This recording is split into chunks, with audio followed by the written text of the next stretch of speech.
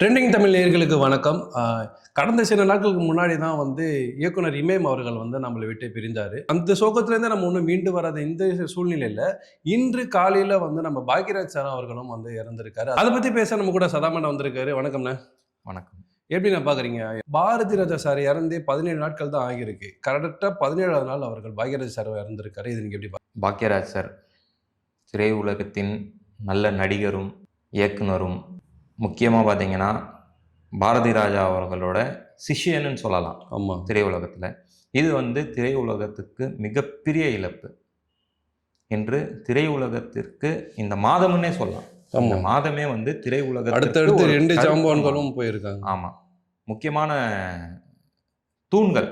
கண்டிப்பாக சினிமா உலகத்தின் திரையுலகத்தின் தூண்கள் இவங்க 2 பேரோட இழப்பு மிகவும் துயரமானதுதான்.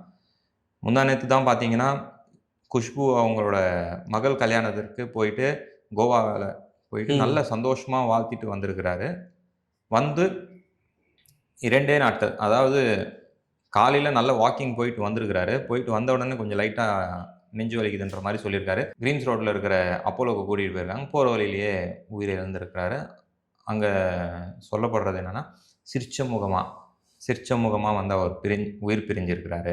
உண்மையாகவே திரையுலகத்தில் போற்றப்பட்ட நடிகர்னு சொல்கிறத விட இயக்குனர்னு சொல்லலாம். கண்டிப்பாக தமிழ் மட்டும் இல்லாமல் ஹிந்திலையும் இவர் நிறைய படங்களை இயக்கியிருக்கிறாரு. இவரோட நிறைய தமிழ் படங்களை ஹிந்தியில் பிடிச்சி போய் ரீமேக் பண்ணியிருக்காங்க. அதாவது அந்த காலத்தோட நல்ல நடிகர், இயக்குனர் மற்றும் சிரிக்க மட்டும் இல்லாமல் சிந்திக்கவும் வச்ச ஒரு நடிகரும் இயக்குனரும் தான் இல்லைங்களா? இவரோட கிட்டத்தட்ட 25 படம் டைரக்ட் பண்ணியிருக்காரு. 75 படம் இவர் நடிச்சிருக்கிறார். ஆமாம், என்னதான் கம்மி படங்கள் டைரக்ஷன் பண்ணாலும், கம்மி படங்கள் நடிச்சிருந்தாலும் அது பெரிய அளவு பேசப்பட்டிருக்கு. என்னதான் இப்போ நம்ம பாரதி ராஜா சார் இறந்து இந்த 17 நாட்கள் தான் ஆகியிருக்கு. கரெக்டாக இந்த 17வது நாட்களில் இப்போ இவர் இறந்துருது. தமிழ் திரையுலகத்தில் எவ்வளோ பெரிய இழப்பாக இருக்குன்னு நினைக்கிறீங்க? கண்டிப்பாக மிகப்பெரிய கண்டிப்பாக மிகப்பெரிய இழப்பு தான். எல்லாருமே வந்துட்டாங்க. Current CM, X CM. ஏன்னா திரையுலகத்தில் அரசியலில் மிகவும் முக்கியமாக எல்லாருக்கூடையும் இருந்தவர் இவர். எம்ஜிஆர் அவர்களோட கடைசி நிமிடங்கள்லையும் இவர் இருந்திருக்கிறாரு. எம்ஜிஆர் முன்னேற்ற கழகம்னு சொல்லி கட்சி ஆரம்பிச்சிருக்கிறாரு. அதுக்கப்புறம் அண்ணா திராவிட கழகம் ஏடிஎம்கேலையும் ஒரு முக்கியமான ரோல் ப்ளே பண்ணியிருக்காரு பாலிடிக்ஸில். அதுக்கப்புறம் டிஎம்கே திராவிட முன்னேற்ற கழகமுக்கும் இவர் வந்திருக்கிறாரு. இவருக்கும் அரசியலுக்கும் நல்ல ஒரு கனெக்ஷன். அதனால தான் இப்போ இவருக்கு அரசு மரியாதை கொடுத்துருக்காங்களோ? கண்டிப்பாக இவருக்கு அரசு மரியாதை கொடுத்தது ரொம்பவும் சந்தோஷம். இவர் வெள்ளங்கோட்டைன்ற ஒரு கிராமத்தில் பிறந்திருக்கிறாரு, கோபிச்செட்டிப்பாளையம் கிட்ட. இவர் ஃபஸ்ட்டு இவர் அசிஸ்டன்ட் டைரக்டராக யார்கிட்ட ஒர்க் பண்ணியிருக்காருன்னா பாரதி ராஜா சார்கிட்டையும் ராமகிருஷ்ணா சார்கிட்டையும் தான் இவர் ஃபஸ்ட்டு இவர் அசிஸ்டண்ட்டாக ஒர்க் பண்ணுறாரு. அதுக்கப்புறம் இவரோட பீக்குன்னு பார்த்தீங்கன்னா 1980s தான் இவரோட பீக்.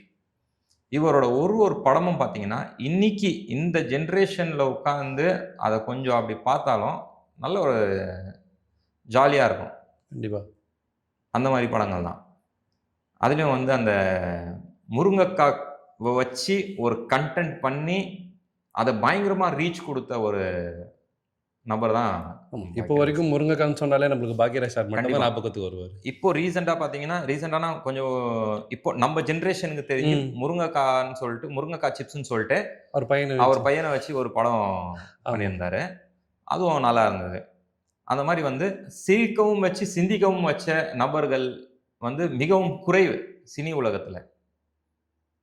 இவர் அந்த லிஸ்ட்டில் இவர் டாப்பில் இருக்கிறார். ஆக்டர் டைரக்டராக இல்லாமல் இருந்தது மட்டும் இல்லாமல் புக்ஸ், இந்த மேகசின்ஸ்க்கு எடிட்டராகவும் இருந்திருக்காரு. நிறைய நாவல்ஸ்க்கு ஆத்தராகவும் இருந்திருக்கார் இவர். அந்த மாதிரி மல்டி டேலண்டடாக இவர் இந்த திரையுலகத்தில் ஆண்டு இருக்கிறாருன்னு தான் சொல்லணும். வாழ்ந்திருக்கிறாருன்னு சொல்கிறது மிகையாகாது. ஆண்டு இருக்கிறார் இவர். கண்டிப்பாக. ஏன்னா ஒரு கதை, திரைக்கதை, வசனம், நடிப்பு எல்லா துறையிலையும் உச்சத்தை தொட்டிருக்கிறாரு. இவரோட முதல் படம் புதிய வார்ப்புகள், அந்த படத்தில் வந்து பெஸ்ட்டு டைலாக்ஸ்க்கு இவர் அவார்டும் வாங்கியிருக்கிறார். முதல் படத்துக்கே அவார்டு. முந்தானை முடிச்சுக்கும் அவார்டு வாங்கியிருக்கிறாரு. அவார்ட்ஸ்க்கு பஞ்சமே கிடையாது இவருக்கு. நிறையவே வச்சிருக்கிறாரு. புகழின் உச்சம்னு சொல்லலாம். ஹிந்திலையும் ஒரு 3 படம் பண்ணியிருக்கிறார் இவர். ஆஹ்ரி ராஸ்தா, மிஸ்டர் பிச்சாரா, பாப்பா த கிரேட் சொல்லிட்டு ஹிந்தியில் 3 படம் பண்ணியிருக்காரு. ரீசன்ட் டேஸில் பண்ண படங்கள்லையும் ஒரு 3 படங்களை இப்போ ரீசன்ட் டேஸ்லையும் பார்த்தீங்கன்னா ஒரு 4 படம் பண்ணியிருக்காரு. அதாவது 2020 ரீசெண்டாக 2025 வரைக்கும் பண்ணியிருக்காரு. பொன்மகள் வந்தால், சூப்பர் சீனியர் ஹீரோஸ், காதர் பாஷா என்றும் முத்துராமலிங்கம், 35 சின்ன விஷயம் இல்லைன்னு சொல்லிட்டு ஒரு ரீசெண்டாக ஒரு சின்ன பேனர் படமும் பண்ணியிருக்காரு. இந்த மாதிரி வந்து நிறைய படங்களை வந்து இவர் ஹிட் படங்களையும் கொடுத்துருக்காரு. இந்தியாவிலேயே பெஸ்ட்டு ஸ்க்ரீன் பிளே ரைட்டர்னா இவர் தான், பாக்யராஜ் சார் தான். ஏன்னா வந்து தமிழ்லேயும் சரி ஹிந்திலையும் சரி ஒரு கலக்கியிருக்கிறாரு. இவரை வந்து இழந்ததுன்றது சினிமா உலகத்துக்கே மிகப்பெரிய இழப்பு தான். அவர் எடுத்த படங்களை போல் இன்னைக்கு படங்கள் வருமா என்றால் கேள்விக்குறி தான். ஏன்னா இன்றைக்குமே அவரோட படங்களை பார்த்தோம்னா சிரிக்கவும் வைக்கும், சிந்திக்கவும் வைக்கும். அவரோட நிறைய படங்கள் ஷெட்டில் ஒர்க் பண்ணிட்டு இருப்பார் செட்டில். அப்போ பாரதி ராஜா கூப்பிட்டு அவரை நடிக்க சொல்வார். நடித்து பெரிய ஹீரோ ஆகிடுவார். அவரோட படத்தில் பார்த்தீங்கன்னா ரொம்பவும் வந்து எல்லாரையும் அட்டாச் பண்ணுற மாதிரி ஒரு சீன்லாம் வச்சுருப்பார்.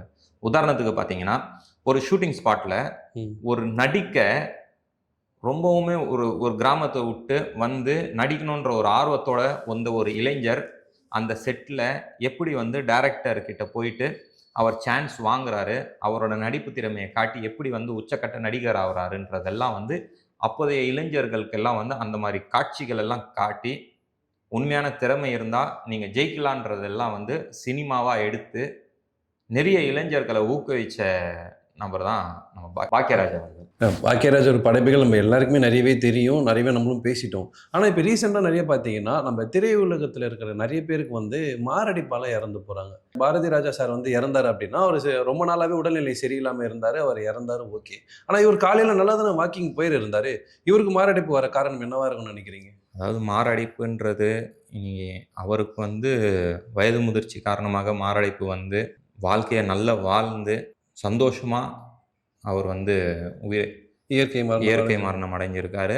அதனால் வந்து இதில் எந்த ஒரு காரணமும் இருக்காது கண்டிப்பாக. ஆனால் இப்போ இருக்கிற காலகட்டத்துக்கு சின்ன சின்ன பசங்களுக்கு எல்லாருக்கும் ஹார்ட் அட்டாக் வர்றது காமன் ஆகிட்டுருக்கு. அதுக்கு காரணம் வந்து பழக்க வழக்கங்களும் உணவு முறையும் தான். அதனால் வந்து கொஞ்சம் லேட் நைட் ஃபுட் அவாய்ட் பண்ணணும், நல்ல ஆரோக்கியமாக சாப்பிட்ணும், நல்ல உடல் பயிற்சியெல்லாம் செஞ்சு நல்ல ஆரோக்கியமாக இருந்தால் இதெல்லாம் தவிர்க்கலாம். இன்றைக்கி இருக்கிற காலகட்டத்துக்கு நோய்ன்றது ஒரு சாதாரணமான விஷயம் ஆயிடுச்சு. 5 வயசு குழந்தைகளுக்கும் இந்த மாதிரி நோய்கள் வருகிறது, ஹார்ட் அட்டாக் வருது, சுகர் வருது, எல்லாமே பொதுவான விஷயம் ஆயிடுச்சு. அதனால் வந்து நம்ம தான் பார்த்துக்கணும். முடிஞ்ச அளவுக்கு நல்ல விஷயங்களை செய்வோம், நல்ல விஷயங்களை கடைப்பிடிப்போம். எல்லாருமே வந்து ஹெல்த்தியாக இருக்கணுன்றது தான் வேண்டுகோள். இந்த நேரத்தில் வந்து அவரோட குடும்பத்திற்கு ஆழ்ந்த இரங்கலை தெரிவிச்சுக்கிறேன். நன்றி, வணக்கம். ட்ரெண்டிங் தமிழ் நேயர்களுக்கும் பாக்யராஜ் சார் குடும்பம் சார்ந்த உறவினர்களுக்கும் நண்பர்களுக்கும் எங்கள் சேனல் சார்பாக இரங்கலை தெரிவிச்சுக்கிறோம். நன்றி.